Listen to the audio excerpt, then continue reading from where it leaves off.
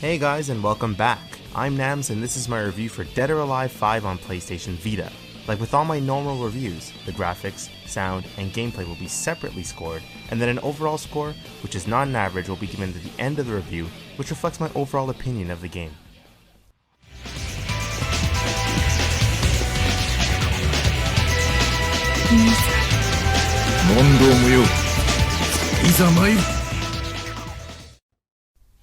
Let's not beat around the bush. The Dead or Alive series has never been known for its merits as a competent fighting game.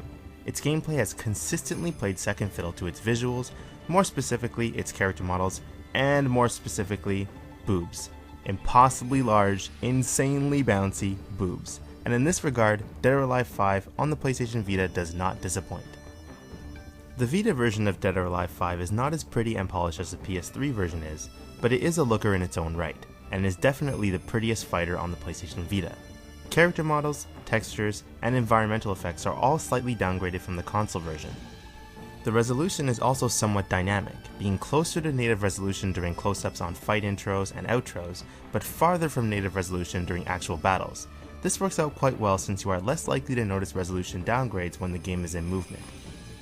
Even with the downgrades, the Vita version of Dead or Alive 5 is still very pretty and runs at a solid 60 frames per second, which is essential for the fighting game genre. DOA 5 marks a change in art style for the DOA series. Whereas in past DOA games, characters were designed to look like dolls, complete with the creepy dead doll eye look, Dead or Alive 5 character models are completely redesigned and have more realistic faces and features. I feel that this is for the better in the series. After putting substantial time into Dead or Alive 5 Plus, going back to DOA 4's character models feels a little off-putting. The solid frame rate and improved art style in Dead or Alive 5 Plus is more than enough to make up for the resolution and texture downgrades in this game. The graphics in Dead or Alive 5 Plus get a 9 out of 10.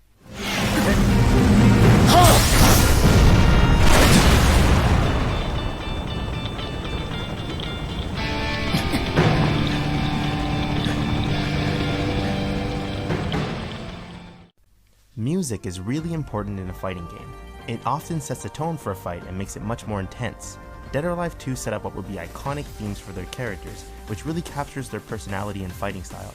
As such, I was somewhat disappointed to see them completely change the soundtrack into one which I consider decent, but inferior to other DOA games. There are some memorable themes in DOA 5 Plus that I enjoyed, and for the most part it is pretty par for the course in terms of the fighting game genre. But I'd be lying if I said I wasn't a bit disappointed given how strong the original soundtracks were in previous entries in the series. I really missed the character themes like Ryu Hayabusa's The Shooted and Helena's Blazed Up Melpomene in previous games, and I feel that the music in this game is worse off without them. The voice acting in the story mode is pretty par for the course as well. Pretty painful to listen to whether it's in Japanese or English, but it's not like voice acting is integral to a fighter anyway. During battle, the grunts and battle sounds are just fine. The sound in DOA 5 Plus is good, but it avoided greatness by having what I feel is an inferior soundtrack to previous games. The sound in Dead or Alive 5 Plus gets a 7 on 10.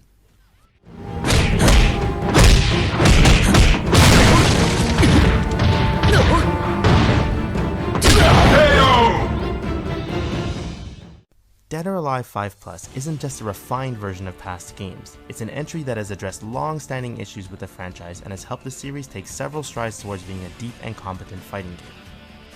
At a shallow glance, the DOA series is essentially Tekken with counters. Stun and juggle combos are performed with dial-a-combo inputs similar to the Tekken series, and that has not changed with this entry. What has changed is the impacts the counters have. You see, in past entries, counters, which are performed by pressing the hold button and a direction button at the same time, were insanely powerful and could be used to escape ground combos. It was not uncommon for someone on the offensive to be dishing out a combo and to be countered and then receive even more damage than he dished out. This made ground combos too risky and counter mashing too effective for most levels of play in the Dead or Alive series. Dead or Alive 5 addressed this problem by making the counters significantly weaker and the counter window a tad smaller. Sure, they still deal big damage, but they're also harder to land and are outdamaged by medium-sized combos now, making the risk worth the reward in more cases. Other new features to the fighting engine include critical bursts and power blows, which further help reward offense as opposed to turtling. Critical bursts are stun moves which can be performed at the end of a series of moves. They put your opponent into a long stun animation, effectively allowing you to follow up with whatever you want, including a power blow. Power blows are characters' desperation attacks that are very slow but very cinematic and damaging.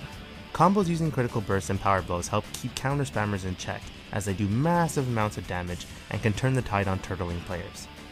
Dead or Alive 5 Plus has a decent amount of single player content.